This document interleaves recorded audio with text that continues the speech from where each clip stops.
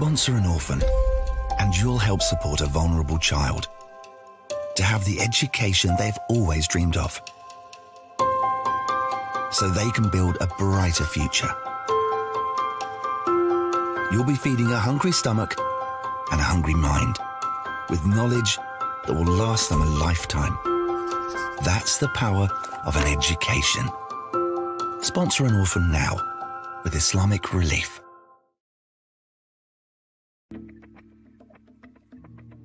Assalamu alaikum, everybody. That's me. I'll be dressed a little bit like this for the show. Please come out to support. It sounded funny at the time in Dearborn, December the 17th, 2022. All right. So here's the deal. I just got to get this straight. All right.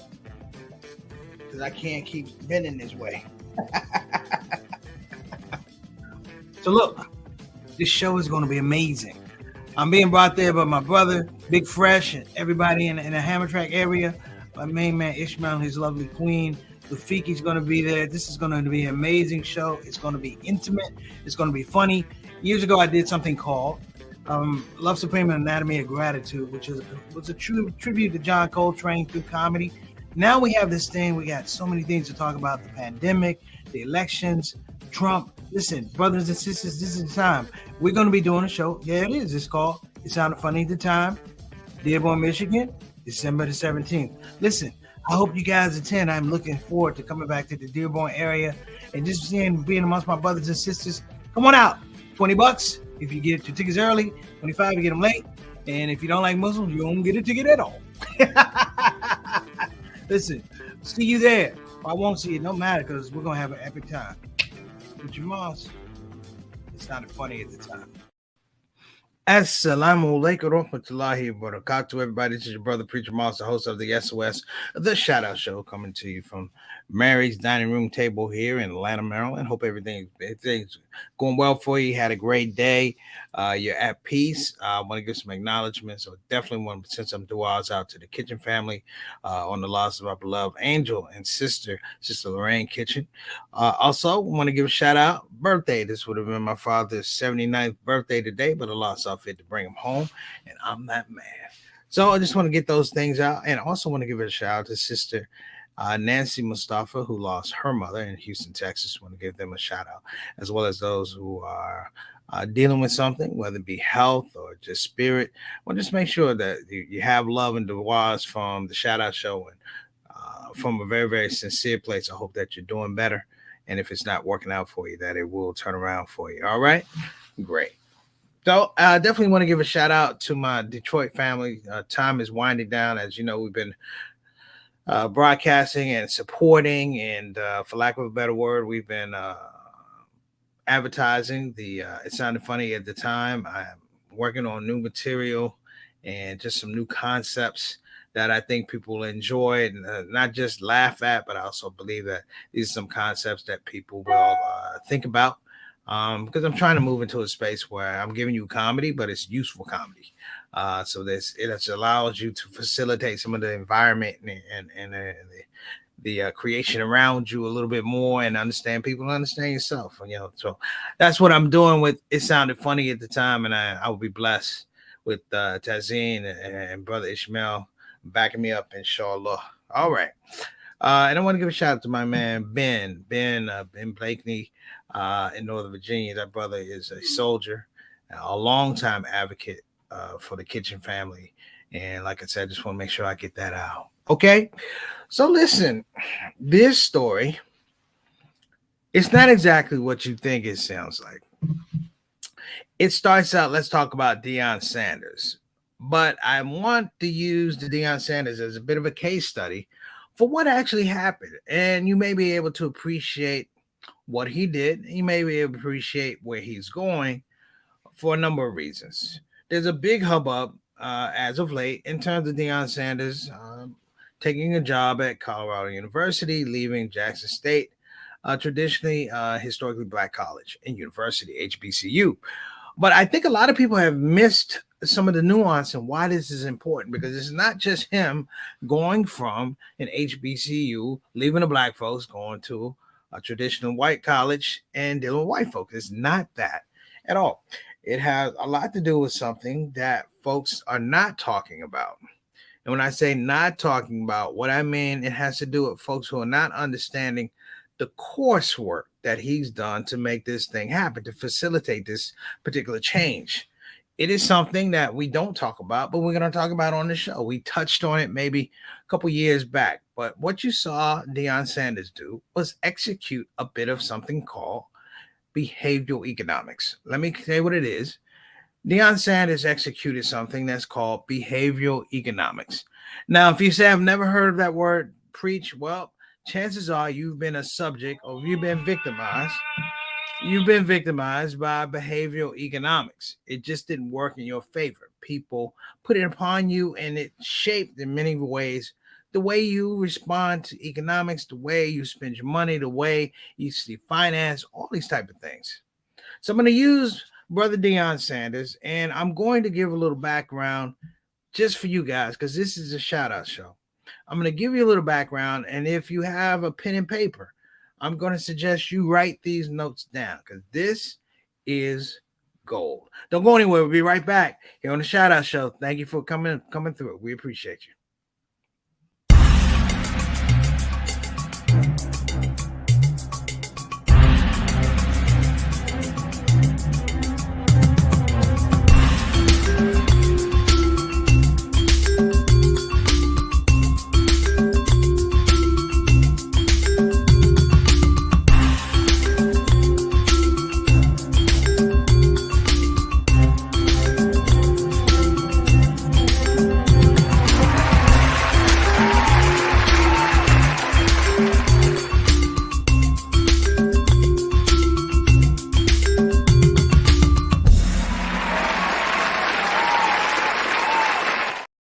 We're back. Let's welcome our shout out show family. They're already in the queue. Let's get them in here. First and foremost, we'll give a shout out. Assalamu alaikum warahmatullahi wabarakatuh, my dear sister Ree. How you doing, sister Ree? I think you're going to like this show. I think Brother Derek is going to like this show too. Peace and blessings to both of you. And shout out to my main man, Juan. Next up, my main man, Altaf Rashid, better known as Mr. 6 o'clock, straight up, straight down, our Canadian envoy to the show. Tuning in all the way from Toronto, Ontario. We appreciate your presence, brother. Wa alaikum assalam rahmatullahi wa barakatuh. Thank you so much. And next up, we got Sister Aika tuning in all the way from Depok, Indonesia. Nice to see you in place. Wa alaikum assalam rahmatullahi wa barakatuh. And how can we do a show without Big Brother Bilal and his lovely queen, Sister Sonia Dalton Salahuddin? Thank you so much for tuning in. We appreciate you. Wa alaikum assalam rahmatullahi wa barakatuh. Bilal, you might like this show. I'm going to be talking about behavioral economics. Pretty interesting when you have a case study actually involved African Americans using it. Okay. And next up, my main man. What's up, Big E? I text you. I put Big E in the Facebook Messenger. Good to see you. Wa alaikum assalam rahmatullahi wa barakatuh, my dear brother. Thank you so much for attending. Let's get to work. Oh, how can we forget our executive producer? Makes this thing all possible, allows me to keep my hands free, my mind clear. Shout out to Sister Satana Whitfield, who did a wonderful job with A Time to Be Grateful here in Washington, D.C. She was a foot soldier along with Sister Coffee. Want to give her some love, too. Thank you so much for joining. Wa alaikum assalam rahmatullahi wa barakatuh. Okay, let me give you a little bit of a background about economics. The scope of economics and modern economics, and when it goes back to Adams, if you will, the scope of economics was the fact that there were measurements, there were theories, algorithms, and formulas that could compute how economies would grow. At some point in time, someone came up with an idea that it wasn't just solely these theories. Someone came with the idea that we're going to look at culture, we're going to look at societal change. We're going to look at geography. We're going to look at spirituality, religious expression. We're going to look at all these things and come up with a formula for how it affects economics per se. There was a test years ago. They call it the Colgate test. It was a toothpaste test where someone would advertise in a white neighborhood for toothpaste. Someone would advertise for black people in the neighborhood for toothpaste. It was on a billboard. They would go to the billboard and they find that the number of people who use this particular product, this particular toothpaste, was say, 20,000 people. When they went to the black neighborhood, they used the same white billboard and they still got 20,000 people. And somebody said, what if we made the billboard look like these people? And when they made the billboard show black people brushing their teeth, it wasn't 20,000, which they were getting anyway. They were getting 50,000, 60,000 because people made an emotional connection to the billboard, black people brushing their teeth, hygiene, blah, blah, blah, blah, blah, blah, blah. That is an example of behavioral economics. How we frame how you're going to spend your money, developing, I want to say, capsules for how you're going to spend your money. Prime example, Deion Sanders. Now, I need you to follow me on this. We might even take a commercial break. I need you to follow me on this. Deion Sanders comes from the NFL. And it's two ideas that you need to understand about the NFL, and it may help you in your life in terms of your marketing and your business. Listen carefully. The NFL pays for two things. They pay for potential and they pay for achievement. Potential and achievement. When a rookie comes into the NFL, he gets a big contract, but he's not paid for what he's done in the NFL. He's paid for the potential of what he's going to do in the NFL. He hasn't thrown a pass. He hasn't kicked the ball. He hasn't caught a ball. He hasn't blocked anybody or tackled anybody. They put all the emphasis on the metrics, the combine, how fast you run, how high you jump, and they roll that into potential. And that's how these guys get these contracts. The word is guaranteed. Now, that's the money that you're going to get. And $30 million guaranteed, that's the money you're definitely going to get. Like if it was for me and they gave me $30 million guaranteed, I would play one game and not play anymore. And I'd be entitled to keep that $30 million. Everything else is a crapshoot. Everything else beyond that $30 million guaranteed is about achievement. You only get the rest of that money for achievement. To break it down, potential is the rookies, what you're going to do. Achievement is the veterans, what you've already done. Deion Sanders thinks the same way. He has an NFL mindset and the concept of how they treat players. And they treat players along the schematics of behavioral economics. What he did at Jackson State, which is amazing, is he transitioned Jackson State to begin to understand why they weren't making money, why they weren't bringing in the big recruits, why HBCUs wind up, and a shout out to Corey Holcomb, but why HBCUs wind up with Donald Trump wearing a red hat trying to beg for money. He wasn't begging for money. He said literally, we can do this if we align these things appropriately. Now, the thing that happened at this particular HBCU is Deion Sanders was successful, number one. So he created a space whereby he can have a market for potential and he can have a market for achievement. Achievement, what he had done, but the potential was for all the other schools. Now, this is where this is really, really important. In the NFL, you do not get promoted if you stay in one place. In the college ranks, you need to understand, and this is very, very important. He may be the Jackie Robinson of HBCU football for this reason right here. When a coach goes from HBCU to a Power 5 school, like a Colorado or one of the big schools, they normally wind up as some type of coordinator, not even assistant coach. You go from being a head coach to being a D-line coach or a cornerbacks coach, coaching safeties, a position coach. You don't go to the top of the food chain. Listen, you don't go to the top of the food chain. You wind up being an offensive coordinator or defensive coordinator, but you are not running the team. Why is this important? Why is this example important? Because Deion Sanders flipped it and he's giving everybody a blueprint because he's saying, hey, everybody, the same game they play on us, we can play on them. If you understand the difference between a market for potential and a market for achievement, he flipped them and he brought all the HBCU guys to the table. And now They're sitting at the table and they don't know how to eat. Why? Because they're looking at him and they're not looking at the concept that he brought to them. This is important. Deion Sanders went from an HBCU school to lead a D1 program, a Power 5 program. Now, people say, why did he go to Colorado? And I hope he's successful for this reason. Colorado stinks. They stink like burnt mustard. They stink. And what I mean by this is their record was 2-11.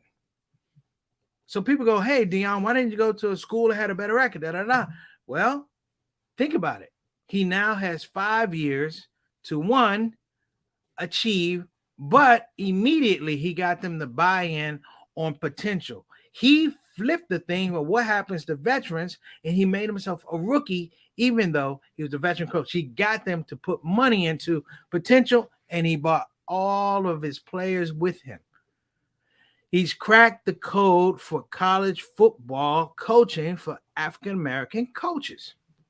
Now, people are going to say, why can't other people? Don't get me wrong. There have been other African-American college coaches, but they went the roundabout way.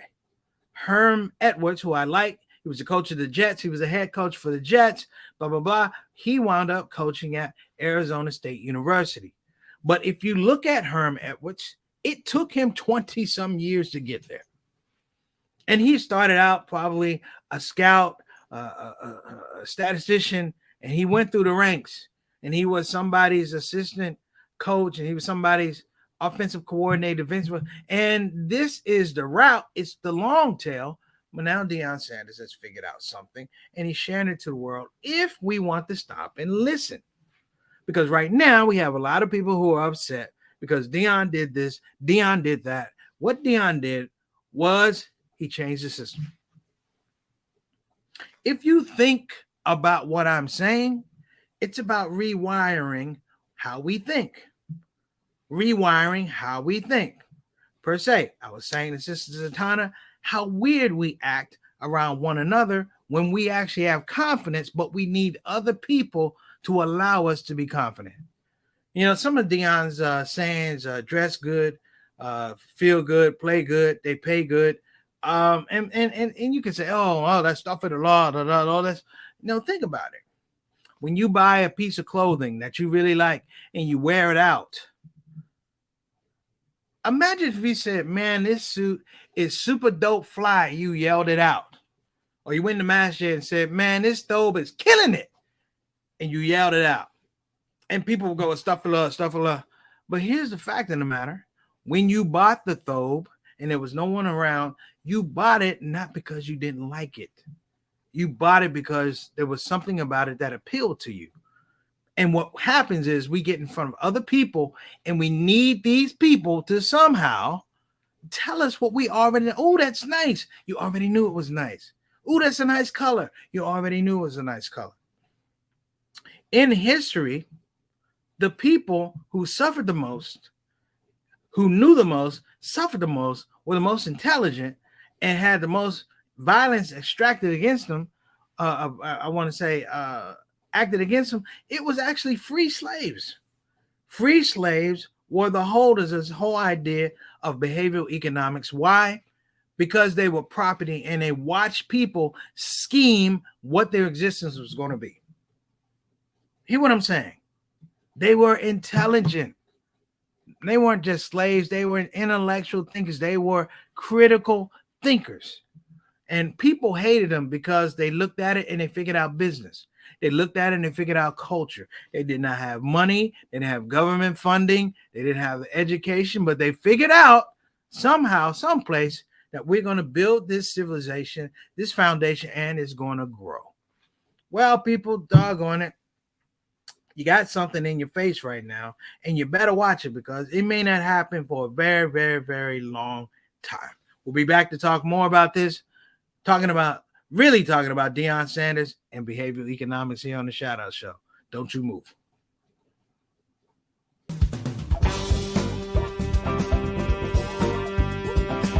Hey, babies. Welcome to Radio WCUC, Convenient Urgent Care, home of the smart patient. This is DJ What It Do, You know what time it is. It's the top of the hour, and the request lines are open. You know what you want to hear? I know what you want to hear. Operators are waiting. I just got to hear Don't Get the COVID. Don't get the COVID. Put your mask back on. The Delta COVID, more contagious than before. Don't get the COVID. Go on and get the vaccine. You know that it can keep you safe, and your people living up in your space. Don't get the COVID. You need to wash your hands. The Delta COVID is more deadly than before. Don't get the COVID. Go on and get your vaccine. You know that it can keep you from dying. Don't leave your family all alone and crying. Don't get the COVID. We invite you to join our fight against COVID and against misinformation. It's time to listen to the doctors and trust the science. When I think of people dying that don't have to die, it makes me sad.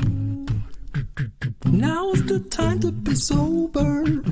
Together we can make this thing over. Let's fight the COVID. Convenient urgent care, home of the smart patient. All right.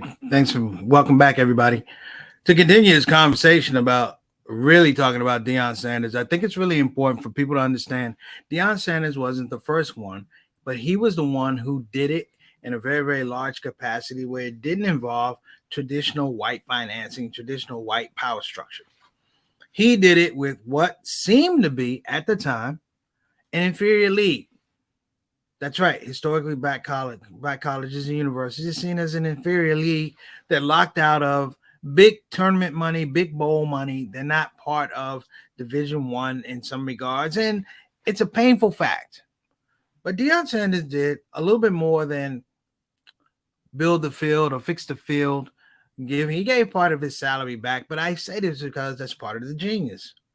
It expedited the process for Jackson State to be taken seriously. Now, I'm going to give you guys an example. Now, this is not an example of HBCUs, but it is an example of behavior economics. Listen carefully. There's a former player in the NBA. He, at one point in time before Steph Curry, he was the top three-point shooter in the history of the NBA. His name was Ray Allen. And I bring Ray Allen up because at the time he was a Milwaukee Buck when this happened. Ray Allen went on to win championships with the Boston Celtics. He went on to win a championship with the Miami Heat. Let's move that aside. Ray Allen, after his initial rookie contract, had an opportunity to go for his second contract. Now, here's where this thing is interesting. Ray Allen was a rookie. What does that mean? When he initially got his money, they paid him on potential. His second deal is based on achievement. Two things Ray Allen did that were blockbuster and they were amazing. Now, and I'm also going to give you somebody who's part of that architecture. A man named Mike Horsey, who was an entertainment lawyer. But there was a man that knew Mike Horsey and it consulted before Ray Allen did this deal. That man was no other than my big brother, Reginald Kitchen. And what happened was Ray Allen realized that, these people are doing all of these metrics on me, a part of behavioral economics. You know, think about it. Just how we have a relationship with money. Our relationship with money is so seemingly tangential. It's like we can't hold on to it. We got to spend it here. And I'm talking about African-American minority. It's like we can't handle our money. But the fact of the matter is there's so many devices to make sure that everybody's grabbing out our money.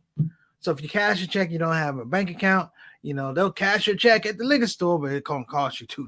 Why does it cost you $2? Because they realize that you ain't going to go to the bank. Facts. Don't get mad. But in the case of Ray Allen, they looked at the behavioral economics of the NBA. And he realized some things.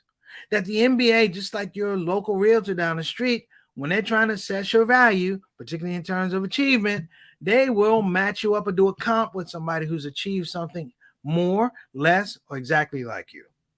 And Ray Allen cut a deal because he found out that this one, and this is the beautiful part, he didn't use an agent because the agent is tied into that system. The agent is wired into that NBA system. He unplugged himself and he decided, oh, this is what it looks like. And he looked at the behavioral economics of the NBA, just like the NFL, potential achievement. And he made a very wonderful discovery that he was at the top echelon of three-point shooters.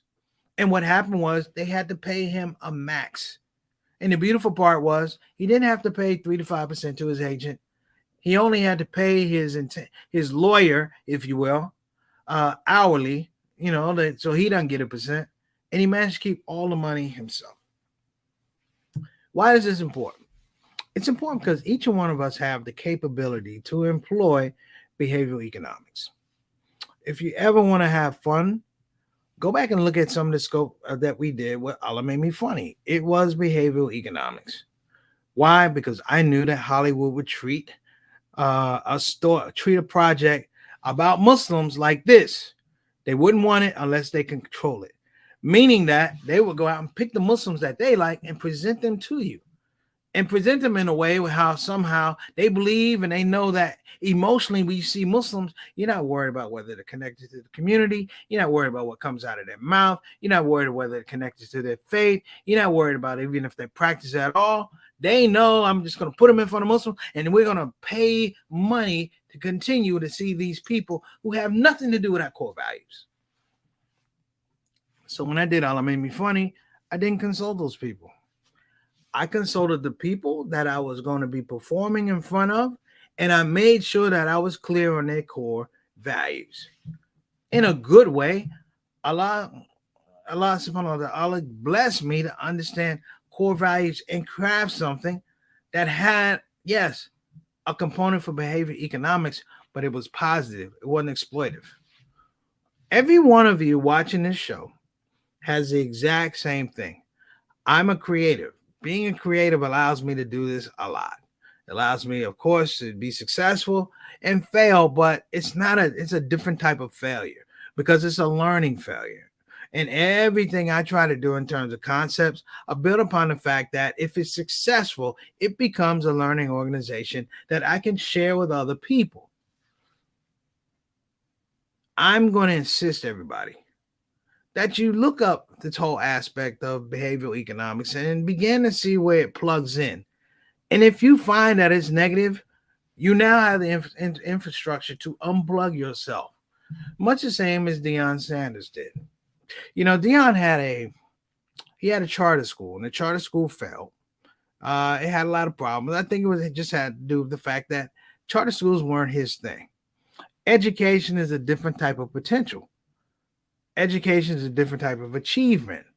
At the end, the students don't pay you for teaching them well.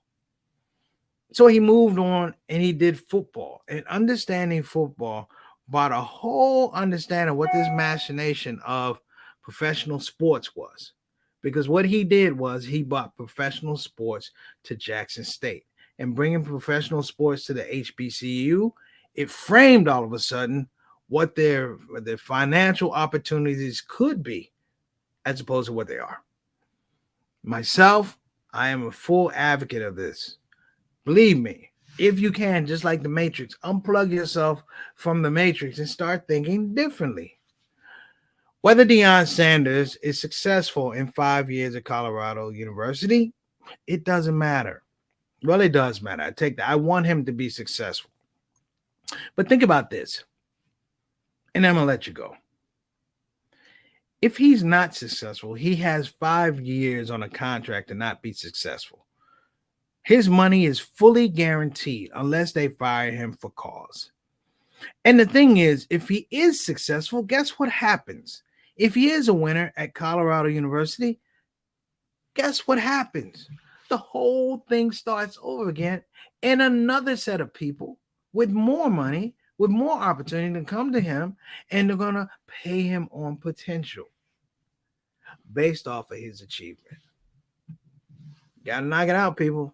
Sometimes genius is genius, as Mos Def says. The main thing is keeping the main thing the main thing. I'm Preacher Mars. It's a shout out show. Take care of yourself. Assalamu alaikum wa rahmatullahi wa barakatuh.